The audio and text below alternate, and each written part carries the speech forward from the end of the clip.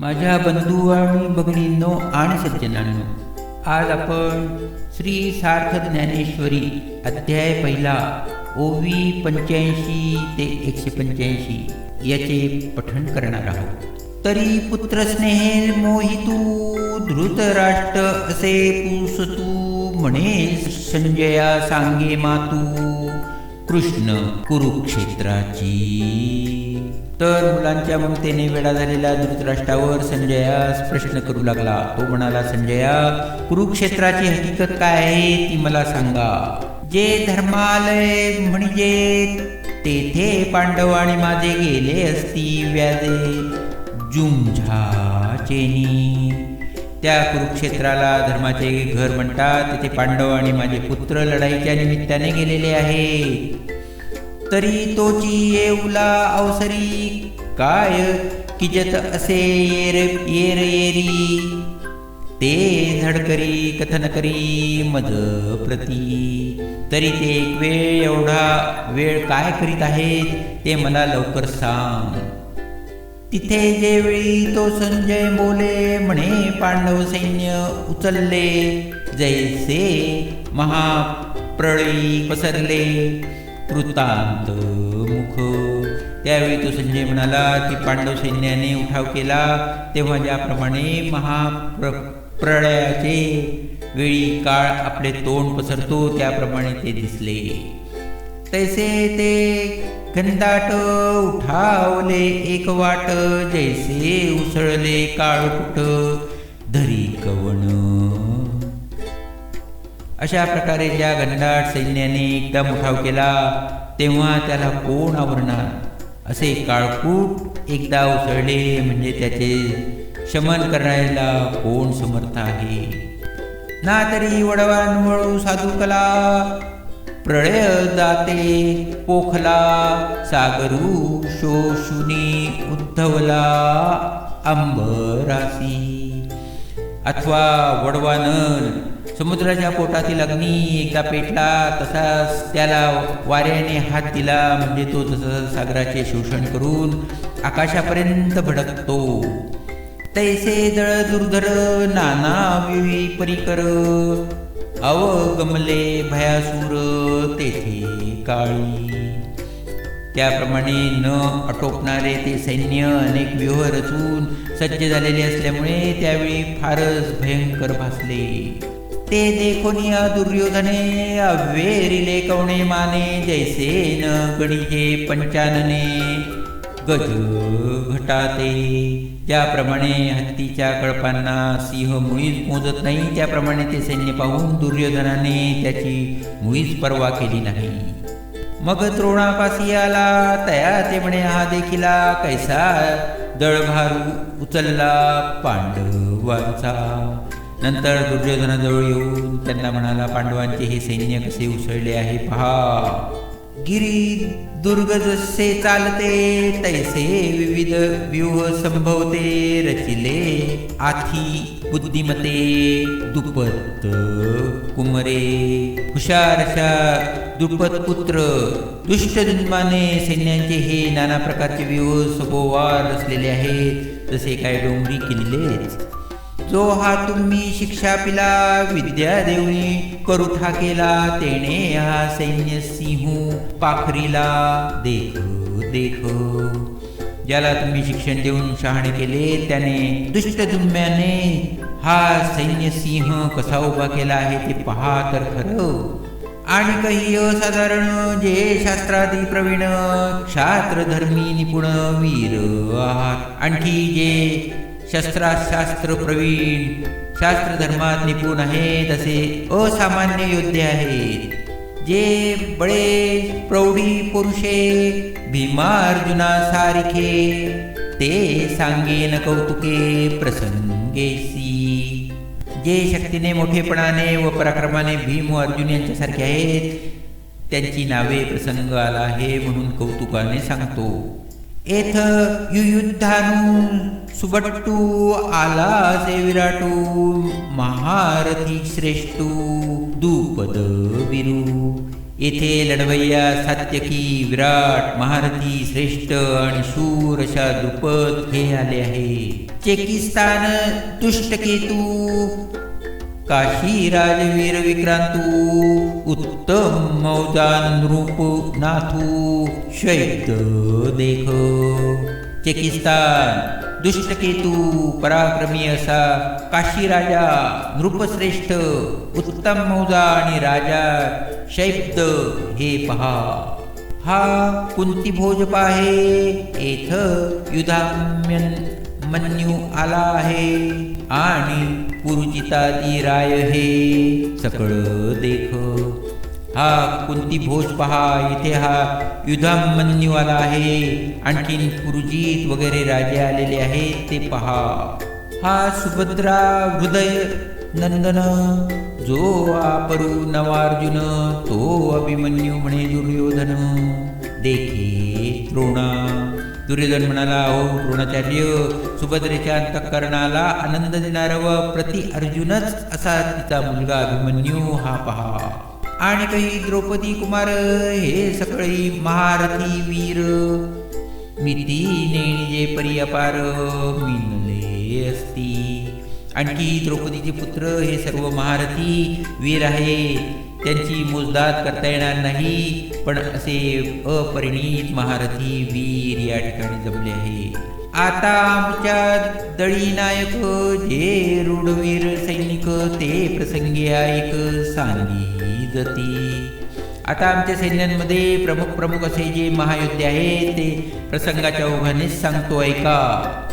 उद्देशे कदोनी जाई जती बोलोनी, तुम्ही अधिक ऋणी मुख्य जे. तुम्ही आदी करून जे मुख्य वीर आहेत त्यांची नावे केवळ दिग्दर्शनार्थ आपल्याला माहिती करता सांगतो. हा भीष्मगंगानंदनू, जो प्रताप तेजस्वी भानू, रिपू गज पंचाननू, कर्ण वीरू. प्रतापाने केवळ तेजस्वी सूर्यच असा हा गंगेचा पुत्र भीष्म आहे, आणि शत्रुरूपी हत्तीला सिंहासारखा असणारा हा वीर कर्ण आहे. या एकेकाचेनी मनो व्यापारे, हे विश्व होय संहरे, हा कृपाचार्य न पुरे एकलाची. त्या एकेकट्याच्या केवळ संकल्पनाने या जगाची उत्पत्ती व संहार होऊ शकतात. फार कशाला हा एकटाच कृपाचार्य त्यांना पुरे नाही का? एक विकिरण विरू आहे, हा अश्वस्थामा पैल पाहे, त्याचा आडदरू सदाव आहे कृतांतू मनी. येथे विकिरणवीर आहे, तो पलीकडे अश्वस्थामा पहा, त्याची धास्ती प्रत्यक्ष यमही मनात नेहमी बाळगीत असतो. समिती जय सौमदत्ती, ऐसे आणि काही बहुता हाती, जयाची या बळामिती धाकाही नेले. समिती जय आणि सौमदत्ती असे आणखी पुष्कळ आहे.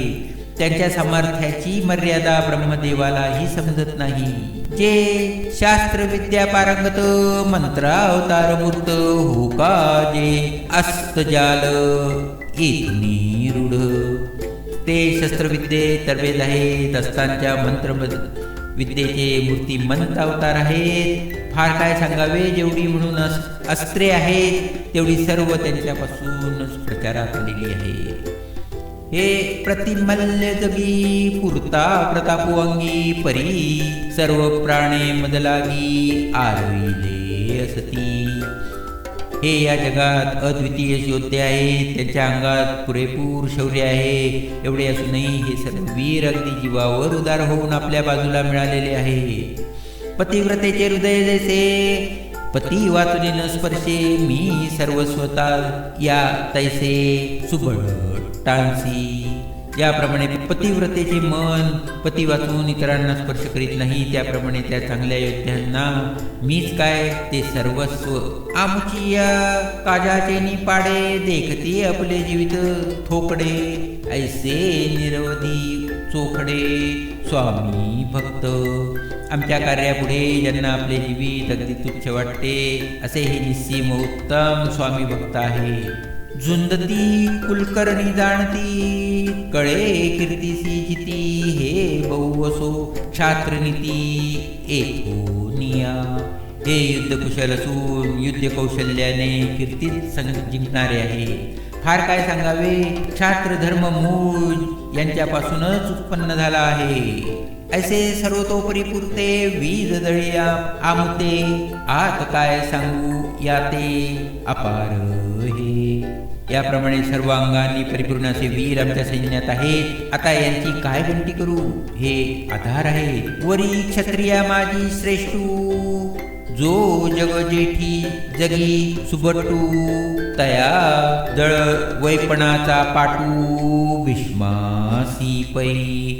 आणखी क्षत्रियामध्ये श्रेष्ठ व जगात नाणावलेले योद्धे असे जे भीष्माचार्य, त्यांना या सेनेचा अधिपत्याचा अधिकार दिलेला आहे. आता याचेनी बळे गवसले, हे दुर्ग जैसे पन्नासिले, येणे पांडे येथुले लोकत्रय. आता ज्यांनी आपल्या सामर्थ्याने आवरून या सैन्याशी अशी काही रचना केली आहे की जसे काय किल्लेच बांधले आहेत, त्यांच्या पुढे त्रिभुवनही कप पदार्थ आहे. आधीच समुद्र पाही तेथे दुवाडपण, कवणा नाही मग वडवानळू, तैसे याही विरजा जैसा. आधी असे पहा, समुद्र हा कोणाला दुस्तर नाही. तशात ज्याप्रमाणे वडवानल साह्यकारी व्हावा ना, तरी प्रळयवन्नी महावातू, या दोघा जैसा सांधा तू, तैसा गंगासुतू सेनापती. किंवा प्रलयकालच्या अग्नी प्रचंड वारा या दोहांचा ज्याप्रमाणे मिलाप व्हावा, त्याप्रमाणे या गंगेच्या पुत्राचा सेनापतित्वाची जोड या पराक्रमी सैन्याला मिळालेली आहे. आता येणीसी कवणे भिडे, हे पांडव सैन्य कीर थोकडे, परीवर चिलेनी पाडे दिसत असे. आता या सैन्याबरोबर कोण झगडेल. वर सांगितलेल्या आमच्या या सैन्यांच्या मानाने हे पांडवांचे सैन्य खरोखरच अपुरे दिसत आहे. वरी भीमसेनू वेथू, तो जावला असे सेनानाथू, ऐसे बोलून यामातू सांडली तेने. आणि त्यात भीमसेन अगोदरच आडदाण आणि तो त्यांच्या सैन्याचा अधिपती झाला आहे. मग काय असे बोलून त्याने ही गोष्ट सोडून दिली. मग पुनरपी काय बोले सकळ सैनिकांते, म्हणितले आता दळभार आपुलाले सरसे करा. मग दुर्योधन सर्व सेनापतींना असे म्हणाला की आपापले सैन्य समुदाय सज्ज करा. जया जिया अक्षोहिणी, तेने तिया आरणी, वरगण कवण कवणी महाथिया. ज्यांच्या ज्या अक्षौहिणी आल्या असतील त्यांनी त्या अक्षौहिणी युद्धभूमीवर कोणकोणत्या महारथ्याकडे द्यायच्या आहेत त्या द्याव्या. तेने तिया आवरीजे भीष्मातळी राहिजे, द्रोणा ते म्हणे पाहिजे तुम्ही सकळ. त्या महारथाने त्या अक्षहिणीला आपल्या हुकमतीत ठेवावे आणि भीष्मा आज्ञेत राहावे. नंतर दुर्योधन जया जिया अक्षोहिणी तेने तियारणी, वरगण कवण कवणी महाथिया. ज्यांच्या ज्या अक्षहिणी आल्या असतील त्यांनी त्या अक्षहिणी युद्धभूमीवर कोणकोणत्या महारथ्याकडे द्यायच्या आहेत त्यांना द्याव्या. तेने तिया आवरीजे भीष्मातळी राहिजे, द्रोणा ते म्हणे पाहिजे तुम्ही सकळ. त्या महारथाचे त्या अक्षहिणीला आपल्या हुकमतीत ठेवावे आणि भीष्मांच्या यात आज्ञेत राहावे. नंतर दुर्योधन द्रोणाचार्यांना म्हणाला तुम्ही सर्वांवर देखरेख ठेवावी. हाची एकू रक्षावा, मी तैसा हा देखावा, येणे दळभारू आघवा साचू आमचा. या भीष्मांचे फक्त संरक्षण करावे, त्यांना माझ्याप्रमाणेच मानावे. त्यांच्या योगानेच आमचा हा सर्व सेनाभार खरा समर्थ आहे. आमच्या सेनेची मदार त्यांच्यावरच आहे. या राजयाची या बोला, सेनापती संतोषला मग तेने केला सिंह नादू. राजाच्या या भाषणाने सेनापती भीष्मांना संतोष झाला. मग त्याने सिंहासारखी गर्जना केली. तो गाजत असे अद्भुतू दोन्ही सैन्यांतू प्रतिध्वनीन समातू उपजत असे. ती गर्जना दोन्ही सैन्यात विलक्षण तऱ्हेने दुमदुमत राहिली. तिचा प्रतिध्वनी आकाशात न मावता पुन्हा पुन्हा उठू लागला. तयाची तुलगासवे वीरवृत्तीचे निहावे दिव्य शंख भीष्मदेवे आस्फुरिला. तो प्रतिध्वनी उठत असतात वीरवृत्तीच्या बलाने स्फुरून होऊन भीष्मांनी आपला शंख वाजवला. ते दोन्ही नाद मिनले तेथ त्रिलोक्य बधिरीभूत जाहले. तैसे आकाश कापडिले तुटोनिया. ते दोन्ही आवाज मिळाले तेव्हा त्रैलोक्याच्या कानठळ्या बसल्या. त्यावेळी जणू काय आकाशच तुटून पडले की काय असे वाटते. गडगडीत अंबर चंबळत सागर क्षोभले चराचर कापत असे. त्यामुळे आकाश धडाडले, सागर उसळला आणि स्थावर जंगम थरथर कापू लागले. तेने महाघोष गजरे दुमदुमिताती गिरिकंदरे तव दळा माझी रणतुरे आसू. त्या मोठ्या आवाजाच्या नादाने डोंगरातील दऱ्या दणाणून गेल्या. त्या सैन्यात रणवाद्ये वाजू लागली. उदंड सैन्य वाजते भयानखे खाखाते महाप्रळयो जेथे धाकुंडासी. नाना प्रकारची रणवाद्ये जिकडे तिकडे की भयंकर व कर्कश वाजू लागली की मी म्हणणाऱ्यांनाही तो महाप्रलय वाटावा. भेरी निशाण मांदळ शंख कावळ भोंगळ आणि भयासूर कणकोल्हाळ सुभटांचे नौबत डंके ढोल शंख मोठ्या झांजा व करणे आणि महायुद्धांच्या भयंकर गर्दा या सर्वांची एकच गर्दी झाली. आवेशे भुजा त्रिहाटिती विसणेले हाका देती जेथ महामद भद्रजाती अवतरती ना. ते योद्धे आवेशाने दंड ठोकू लागले. कोणी चिडून एकमेकांना युद्धासाठी हाका मारू लागले आणि त्या ठिकाणी मधोन्मत हत्ती आवरेनासे झाले. येथ भेड्यांची कवणमातू कांचया केर फिटतू जेणे दचकला कृतांतू अंगणे. येथे अशा स्थितीत भित्र्यांची तर गोष्टच कशाला पाहिजे. कच्चे लोक तर कसपटा समान उडून गेले, पण प्रत्यक्ष यमास सुद्धा धाक पडला. तो गर्भगळीत होऊन पायच धरीना. एका वयाची प्राण गेले, चांगाचे दात वैसले, विरुदाचे दाखुले हिंगताती. त्यापैकी कित्येकाचे तर उभ्या उभ्याच प्राण गेले. जे धैर्यवान होते त्यांची दात खिळी बसली आणि मी म्हणणारे नामांकित वीर थरथर कापू लागले. ऐसा अद्भुत तूर बंबाळू ऐकून ब्रह्मा व्याकुळू देव म्हणती प्रलय काळ ओढवलाजी. असा वाद्यांचा मोठा विलक्षण आवाज ऐकून ब्रह्मदेव व्याकुळ झाला. वाद प्रलय काळ येऊन ठेपला असे देव म्हणू लागले. ऐसी स्वर्गी मातू देखून तो आकांतू तव पांडव दळा अंतू वर्तले काय. तो आकांत पाहून स्वर्गात अशी गोष्ट झाली. त्या तिकडे पांडवांच्या सैन्यात काय झाले. हो का निजसार विजयाचे की ते भांडार महातेजाचे जेथ गरुडाची जावळीचे कातले चारी. चोरत विजयाचा गाभा किंवा महातेजाने भांडारच होता. त्याला वेगात गरुडाची बरोबरी करणारे 4 घोडे जुंपले होते. की पाखांचा मेरू जैसा रहंवरू मिरतसे तैसा तेजे कोंदाटलिया दिशा जयाचे. व ज्यांच्या तेजाने सर्व दिशा भरून गेल्या होत्या व जो दिव्य असा शोभत होता जणू काय पंख असलेला मेरू पर्वत. जेथू अश्ववाहकू आपण वैकुंठीचा राणा जाण तया रथाचे गुण काय वर्णू. ज्या रथावर सामर्थ्याचे काम करणारा प्रत्यक्ष वैकुंठाचा राजा श्रीकृष्ण आहे त्या रथाचे गुण काय वर्णन करावे. ध्वजस्तंभावरी वानरू तो मूर्तिमंत शंकरू सारथी शाकधरू अर्जुनेसी. रथावर लावलेल्या निशाणाच्या खांबावर शंकराचा अवतार असलेला प्रत्यक्ष वानर मारुती होता व सारंगधर श्रीकृष्ण अर्जुनाच्या रथाचा सारथी होता. देखा नवलत्या प्रभूंचे अद्भुत प्रेम भक्तांचे जे सारे स्तपन पार्थाचे करीतू असे.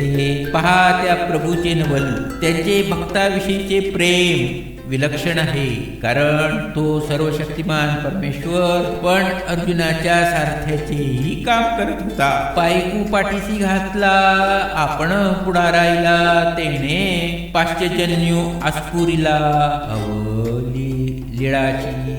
आपल्या दासाला पाठीशी घालून तो स्वतः युद्धाच्या तोंडावर राहिला. त्या श्रीकृष्णाने पाचजन्य नावाचा शंख लिलेनेच वाजवला. परी तो महाघोषू थोरू गर्जतू असे गहिरू, तैसा उदेला डोपी दिन करू नक्षत्राते. परंतु त्याचा तो भयंकर आवाज गंभीरपणे घुमत राहिला. ज्याप्रमाणे उगलेला सूर्य नक्षत्रांना लोकवून टाकतो त्याप्रमाणे. तैसे तूर बंबाळू भवते कौरव वदळी गाजत होते, ते हारकोनी नेणो केवते गेले तेथ. त्याप्रमाणे कौरवांच्या सैन्यात जिकडे तिकडे टुमटुमणारा तो वाद्यांचा कल्लोळ तो त्या शंखांच्या महानंदाने कोणीकडे लोकून गेला ते काहीच कळाले नाही. तैसाची देखे रे निनादे अति गैरे देवदत्त धनुर्धरे अस्फुरिला. त्याप्रमाणे पहा, नंतर ज्या अर्जुनाने अति गंभीर आवाजात आपला देवदत्त नावाचा शंख वाजवला, ते दोन्ही शब्दाचाट मिनले एकवट. तेथ ब्रह्मकटाह शतकुट हो पाहतसे. ते दोन्ही अचाट आवाज जेव्हा एकत्र मिळाले तेव्हा हे सर्व ब्रह्मांड शतचूर्ण झाले होते की काय असे वाटू लागले. तो भीमसेनू विसणीला जैसा महाकाळू खवळला, तेने पौंड आस्फुरिला महाशंकू. हलक्यात खवळलेल्या यमाप्रमाणे आवेश चढलेल्या भीमाने आपला पौंड नावाचा मोठा शंख वाजवला. तो महाप्रलय जलधरू जैसा घडघडीला गहिरू, तव अनंत विजयो युधिष्ठिरू आसुरितसे. त्याचा आवाज कल्पाताच्या वेळेच्या मेघगर्जनेप्रमाणे अति गंभीर असा मोठा झाला. त्या धर्मराजाने अनंत विजय नावाचा शंख वाजवला. न कुळे सुघोषू सहदेवे माणिक पुष्पकू, जेणे नांदे अंतकू गजबजला ठाके. नकुलाने सुघोष व सहदेवाने मणिपुष्पक या नावाचे शंख वाजवले. त्या आवाजाने कालही गडबडून गेला. येथ भूपती होते अनेक द्रुपद द्रौपदेयादिक, हा काशीपती देख महाबाहू. त्या युद्धभूमीवर द्रुपद द्रौपदीचे पुत्र इत्यादी अनेक राजे होते. हा वीर्यशाली काशीराजा पहा. येथ अर्जुनाचा सुसुतू सात्यकी अपराजितू, दुष्टदुन्म नृपनाथू शिखंडी हन. तो अर्जुनाचा मुलगा अभिमन्यू अजिंक्य सात्यकी राजश्रेष्ठ दुष्टदुम्न व शिखंडी. विराटादी नृपवर जे सैनिक मुखवीर, तिन्ही नाना शंख निरंतर आस्फुरिले. विराटादी मोठे मोठे राजे जे महत्वाचे शूर सैनिक होते, त्यांनी सर्वांनी निरनिराळे शंख एकसारखे वाजवण्यास आरंभ केला.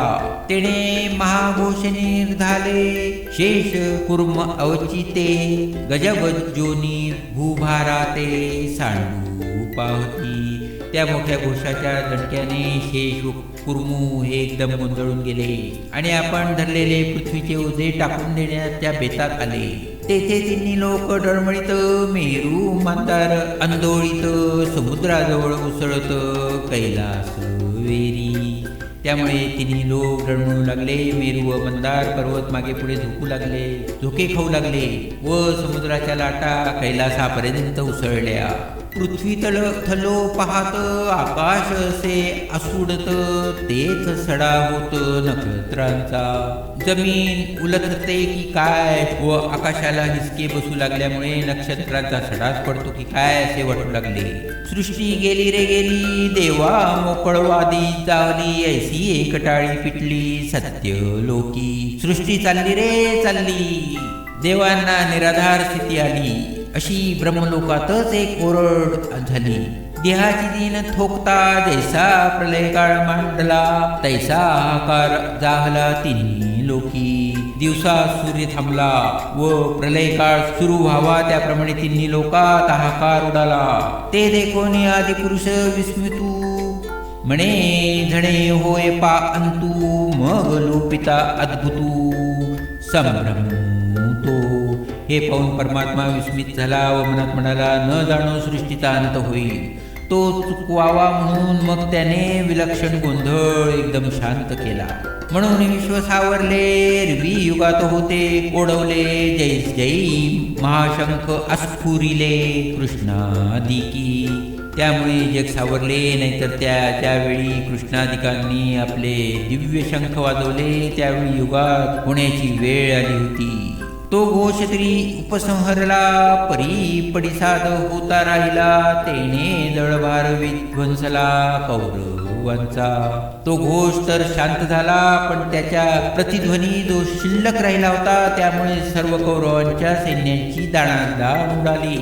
जैसा गजघटांतू सिंह लीला विदारितू, तैसा हृदयाते भेदितू कौरवांचिया.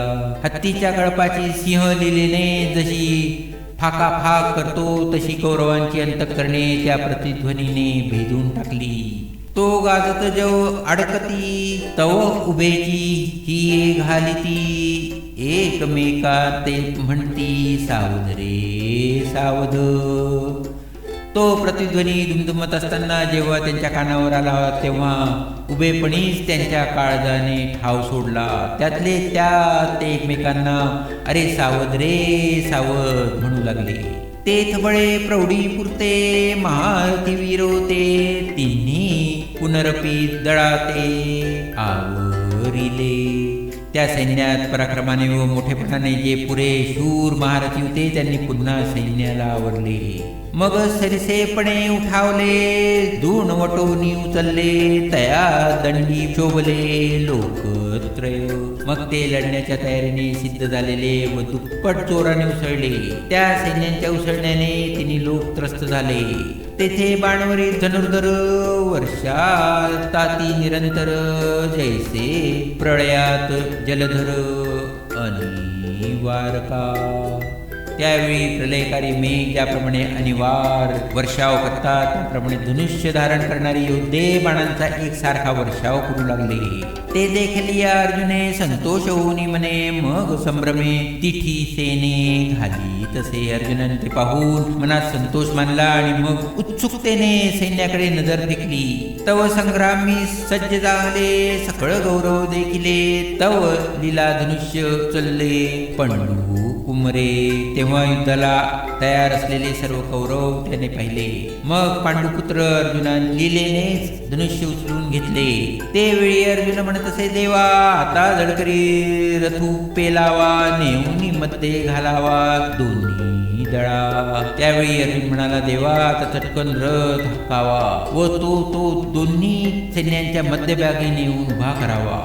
जो मी नाविक ते सकळ वीर सैनिक, न्याहाळीन अशेख झुंजते ते. जोपर्यंत सर्व झुंजणे करता आलेले शूर सैनिक मी क्षणभर पुरते न्याहाळून पाहीन तोपर्यंत रथ उभा करा. तेथे आले असती आगवे, परी कवणेसी म्या झुंजावे, हे रणी लागे पहावे म्हणून या. येथे सर्व आले आहेत, पण मी रणात कोणासमोर लढावे याचा विचार करणे जरूर आहे म्हणून मी पाहतो. बहुत करुणी कौरव हे आतुर दुःस्वभाव, वाटी वेणीन हाव बांधिती झुंजी. फार करून हे कौरव उतावीळ व दुष्ट बुद्धीचे असून पुरुषार्था वाचून युद्धाची हाव धरतात. झुंजाची आवडी धरती, परी संग्रामी धीर नव्हती, हे सांगोनी रायाप्रती काय संजयो म्हणे. ते लढाईची हौस तर बाळगतात पण युद्धात टिकाव धरत नाही. इतके सांगून संजय धृतराष्ट्र राजाला पुढे काय म्हणाला, ऐका अर्जुन इतके बोलिला, तव श्रीकृष्णे रथू पेलिला, दोन्ही सैन्यान माझी केला उभा तेने. ऐका अर्जुन पुढे बोलला, इतक्या श्रीकृष्णाने रथ हाकला व त्याने तो दोन्ही सैन्यांमध्ये उभा केला. जेथ भीष्म द्रोणादिक जवळीकेची सन्मुख, पृथ्वी विपती आणिक बहुत आहाती. ज्या ठिकाणी भीष्म द्रोण आदी करून आप्तसंबंधी व आणखी पुष्कळ राजे पुढे उभे होते. तेच स्थिर करून या रथू अर्जुन असे पाहतू, तो दळभार समजतू संभ्रमेसी. त्या ठिकाणी रथ थांबवून अर्जुन तो सर्व सैन्य समुदाय उत्सुकतेने पाहू लागला. मला देवा म्हणे देख देख, हे गुरु गोत्र अशेख, तव कृष्णमणी नावेक विस्मो जाहला. मग म्हणता देव पहा पहा, हे सगळे भाऊबंद व गुरु आहेत. तेव्हा ते ऐकून श्रीकृष्णाच्या मनाला अचंबा वाटला. तो आपण नया आपण म्हणे एक काही कवण जाणे, हे मनी धरलेणे परी काही आश्चर्य असे. तो श्रीकृष्ण आपल्या मनाशीच म्हणाला, त्याने ह्यावेळी हे काय मनात आणले आहे कुणास ठाऊक, पण काहीतरी विलक्षणच असावे. ऐसे पुढील ते घेतू तो सहजे जाणे, हृदयस्तू परी योगा असे निवांतू ती वेळी. त्याप्रमाणे पुढचे त्याने अनुमान मानले. तो सर्वांच्या हृदयात राहणारा असल्यामुळे त्याने सहज जाणले. परंतु त्यावेळी तो काही न बोलता स्तब्ध राहिला. तव तेथ पार्थू सकळ, पितृ पिता तामह केवळ, गुरु बंधू मातुळ देखता जाहला. तो येथे केवळ आपले चुलते आजे गुरु भाऊ मामा या सर्वांच अर्जुनाने पाहिले. इष्टमित्र आपुले कुमरजन देखिले, हे सकळ असती आले तया माझी. आपले इष्टमित्र मुले बाळे हे सर्व त्या सैन्यात आले आहे जसे तिने पाहिले. स्वहृजन सासरे आणि काही सखे सोयरे, कुमर पौत्र धनुर्धरी देखिले तेथ. जीवलग मित्र सासरे आणखीन सगळे सोयरे पुत्र नातू असे अर्जुनाने तिथे पाहिले. जया उपकार होते केले की अगदी जे रक्षिले, हे असो वडील धाकुले आधी करुणी.